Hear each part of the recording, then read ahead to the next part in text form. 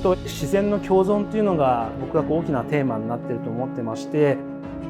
共存するには食べ尽くさない、取り尽くさないっていうのが大事で、少しいただいて次に芽生えるものを残すっていう考えがすごく大事だなと感じています。シンシアの石井と申します。シンシアのコンセプトはよりたくさんの人に馴染んでほしいという考えがありまして、フランス料理ってどうしても敷居が高くて一般の方がなかなか来にくいっていう部分があると思うんですけど、もっとフランス料理が楽しいんだよってことを伝えたくて、お店でもワクワクするような料理とその空間づくりを常に意識しています。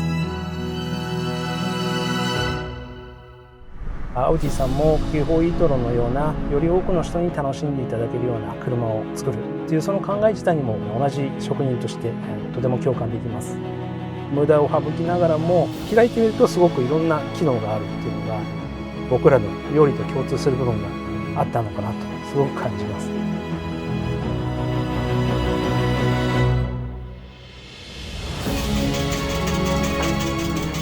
料理人として何をすればいいんだろうっていうのを考えたのがきっかけで、シェフゾーガブルーの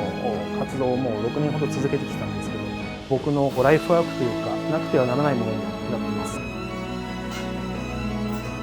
僕が今注目している未利用魚というのはですね、美味しそうじゃないから食べないっていうことってすごくたくさんあって、あまり人気のない魚種、その価値を高めるっていうのが、僕たちのできる仕事だと思ってるので、僕たちも美味しく仕立ててお客さんも喜ぶ、そして漁師さんもちゃんとした収入が得られるっていう点では未利用魚にはすごく未来を感じますし、海の原石だと思います。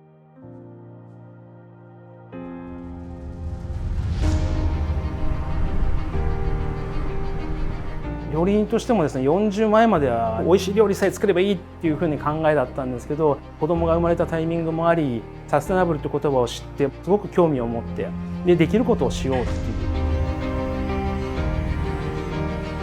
常に意識して生活している中で、誰もが自分が使うもの、自分が食べるものでもそうですし、自分が乗る車も少しでも環境にいい悪いっていうのも考えたり、何かサステナブルなアクションを起こそうと思った時にアウディQ4 e-tronのような電気自動車を選ぶということだけでもアクションの一つになるのではないかと思います。近い未来に電気自動車しか作らないっていうアウディさんの考え方、それだけでもすごくサステナブルだなっていうのは感じます。料理人のサステナブルっていうのもすごく考えていて、楽しい部分を伝える前にやめてしまったりっていう若い世代も多いので、料理の世界もサステナブルでなくてはいけない。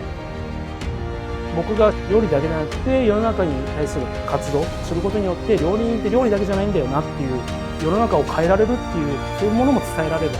どんどん料理人に憧れる人が増えればいいなっていうのが僕の今やりたいこと